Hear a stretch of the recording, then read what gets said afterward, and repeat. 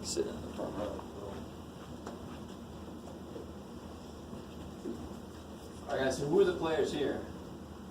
The sides. Side 1, 2. Yeah. Now here's what you want to do for yourself. Use the exact same names they do in the problem. So I got a shortest side. Because then you can see the connection much easier.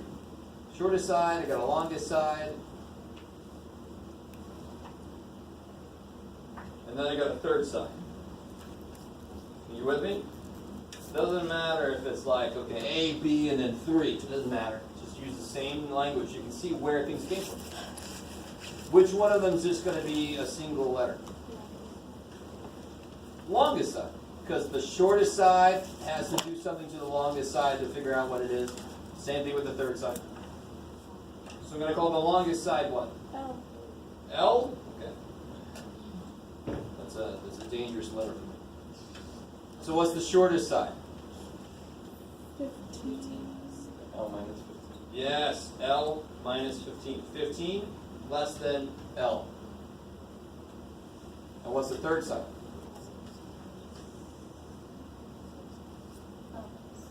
L minus 6. 6 feet shorter than L. It's when you do like 15 minus L, you start getting negative side lengths. Don't just circle that shit. Don't say, there you go, Jeff. Just make a triangle with a negative 5. How do I make that? What is that?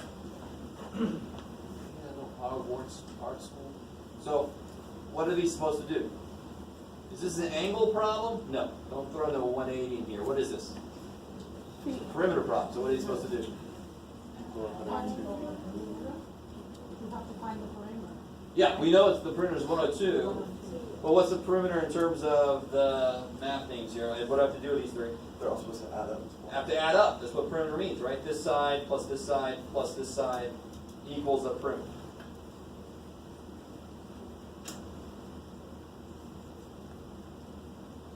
And now you've got an equation. You can just figure it out. Could I have made this a different number? Yeah.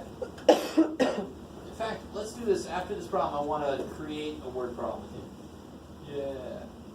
So what do you do next? Add up like 3L minus 21, I like it.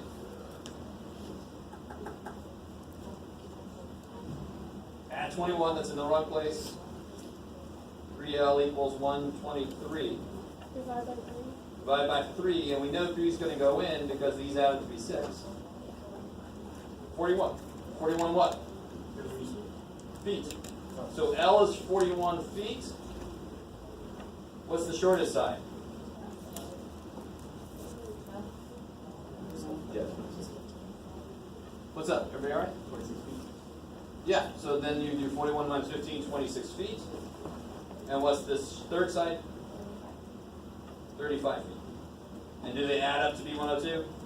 76, 102, yes.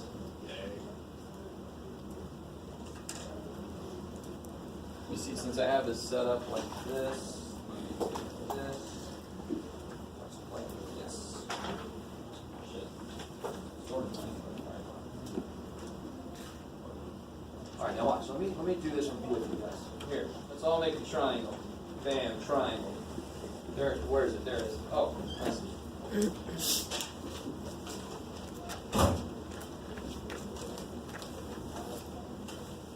Let's just make up some side lengths here. This looks like maybe, let's say 4.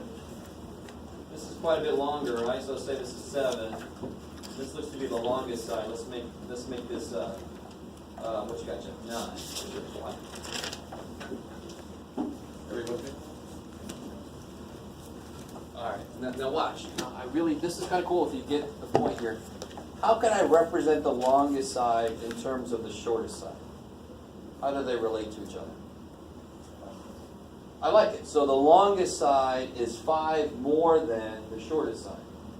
Is there something else I could say? There is. Let me give you a clue. Somebody else have a different way to do it besides using add 5? What do you get when you double the shortest side? And then you add 1. So I could say the longest side is 1 more than twice the shortest side. You guys see what I'm saying? Doesn't this sound like what you hear? Because that's a way to describe the relationship between sides. It just is. x. Wait, the longest side and Yeah, the longest side is 1 more than twice the shortest. Because twice would be 8 plus 1 is 9. just a jumble of words, just like wait. I know, I know. Because it is a different language, right now. Okay, so let's do this. I'm going to take the what somebody suggested to me. The longest side you said was the shortest side plus 5, right? So we'll call the shortest side x. Now what's the middle side related to the smallest side? X plus 2. Yeah, 3 more. 11. Is that cool? That's not the only way I could have, like I just said, I could have called the longest side 2x plus 1. I could call the shortest, the middle side 2x minus 1. So there's a lot of ways I could set up a word problem that would talk about the same triangle. What are those 3 things supposed to do? What's the perimeter of this? You can just see it's 20, right? 4 and 7 and 9 makes 20. So if I do the math here, we already know what the answer should be. So if I add these together, right, these better add up to be 20 because they add up to be 20. We can see it. And when you solve this, 1, 2, 3 x's plus 8 was 20, minus 8, 3x equals 12, divided by 3x equals 4. That's exactly, isn't that what the shortest side is? Right? I almost could fit this in. And then you could figure out what would the longest side be. 4 plus 5 is 9, and so forth. Does that help at all? I like to show you the other side of things. Now, this has nothing to do with life. This is not algebra in the real world. This is a way that I can make a problem for a test, so I know the answer works out nice. You know what I mean? If I just start making up 5 more than 3 times and just make it up, it's going to come out with these disgusting answers, right? But I can start with the answers and make a problem that works to that. Yes, sir? Where'd you get the middle of x plus 3 from again? What is the shortest side? 4. And how would you easily describe the middle side 3 more than that? Yeah. I like it. I like it. Hey, Mikey. Now watch this. Watch. And here's the thing. All right. Is that the only triangle that those expressions describe? All right. We're gonna get tripadelic here. So here's the descriptions here, right? X plus 5, x, and x plus 3. If x is 4, I get this triangle. What if x is 2? What triangle do I get? What's the longest side going to be now? Plus 4. 7. And what's the middle side going to be? 5. 5. So I really want, stay with me. Those x plus 5, x, and x plus 3 can describe an infinite number of frickin' triangles. You just pick a different smallest side length and it comes up with a different triangle, right? So when you set up the equation, this is an infinite number of perimeters. And I want specifically the triangle that has a 20 perimeter. So when you set this equation up, it's infinite triangles, and we just grab this one that we want. That's kind of cool. Or is it it might be just me. I'm used to it just being me.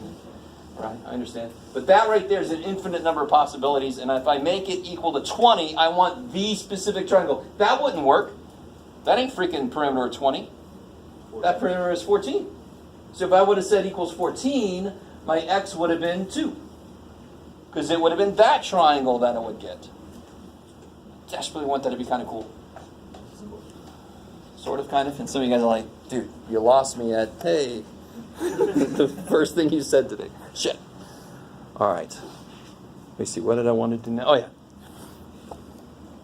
So let's just do a little bit more stuff. I'm going to leave word problems behind for the moment. You just got to get into that section. Come with some questions. 2-5. Get in that section. Come with some questions. Let me make this official. Oh, shit. Let's have another quiz on Thursday.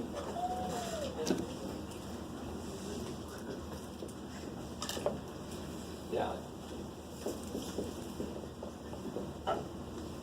So I get the weekend graded. Because you don't want another quiz. And is it going to be like based on word problems? or more. Yeah, hold on. So the last quiz went up through 2, 2. This is going to be 2, 3 through 2, 5. So it will include word problems. Yes.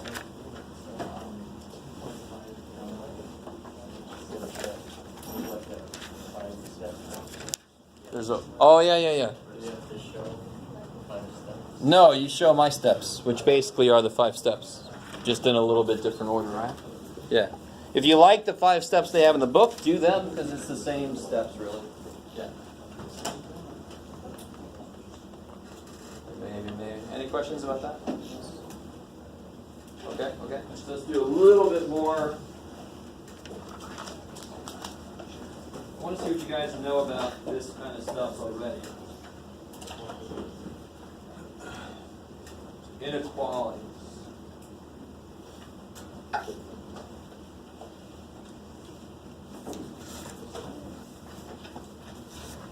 So if I say x greater than 2. Now number 1 is you got to have these symbols down and what the hell they mean, right? Can somebody give me an example of a value that works in that statement? 3, 4, 2.1, right? Just to be real deep. 18 billion and 7. Right? It just says, what are the answers to this? How many answers would there be then? We just listed a few, but how many answers are there to this? Infinitely many. Because if I say 2.1, what about 2.01? What about 2.001? What about 2.0001? What about, holy shit. Right there's an infinite number. You don't have to go very far to get to infinity. It sounds kind of weird, but it's true. Blah, blah, blah. So we listed some solutions to this inequality. What's the smallest this can this is the smallest this can almost be? 2. It can't be 2, can it? Because 2 is not bigger than 2. That's neat. I got 2. So do I. I got more than you. No, so 2 is not bigger than 2. So 2 cannot be a part of the answer. But the very next number after 2, what is that? No. What about 2.01? What about 2.001? The very next number after 2 is 2 point infinite zeros 1. So that's why when we graph these things, we put a symbol on 2, even if we're not going to include 2. Because we get so freaking close to 2, I ain't going to define that on my number line by hand. Holy shit. Right? Graph 2.000. No. What? No. I'm not going to do that. Okay, maybe. If you guys remember the circles, we're not doing any circles anymore. Screw the circles. Right? We're done with circles. But I will reference them right now so we remember what the hell's going on. Let's see if we can divide it down. If I were... Oh, Google Land's missing. So to graph this... Oh, sure. Right there, yeah. There's an infinite number of solutions. How do I graph this? Well, I want to put 2 down. Now, what would you have done in the past? What would you put on 2? What kind of circle? Open circle. Why open? Because I'm going to shade. Where am I going to shade? Why am I going to shade up? Because that's where the answers are. So I always shade the answer. So, of course, there's 2 an answer. No, that's why it's an unshaded circle. It's not that anymore. Because I'm evil. Also because we just need to get past that. So instead of an open circle, I'm going to cut it in half. I'm going to use a parenthesis. Is this familiar to anybody? We're getting closer to interval notation. You know what that is. So I'm going to use a parenthesis on 2, and then I just shade up. In fact, here's the interval notation right here. Oh shit. So help me out. So this starts at almost 2, and it goes up to what? Infinite. Infinity, 11. That's exactly what interval notation says. Start at 2, go to infinity. I use the same symbol on the 2, because I don't want to include 2. And here's the thing about infinity. What was the other symbol if I included 2? Anybody remember? It was a hard bracket. If talk about that in a minute. So if that was allowed to equal to, I would have put a bracket on that. What about infinity? I can't include infinity because can you ever get to infinity? No, infinity is not a number, it's a process. Start at 1, add 1, continue. Oh shit, that's infinity, right? So you always put a parenthesis on infinity. Please, dear God, do not do this. That is so neat. That is so neat. What is this? What? Don't put it, you can't find infinity on the number line. Do not put it on there. How is infinity represented visually here? The big ass arrow. Because infinity is not a location, it's a process. It just says keep going. Don't put infinity on there. That's neat. And I'm like, all right, take a step past that. You ascended. I don't know what that is nirvana. Not the band either, just straight up nirvana. And then set builder, screw set builder. I don't like set builder, stupid. You guys try this one. Try to graph it. Let's see what happens.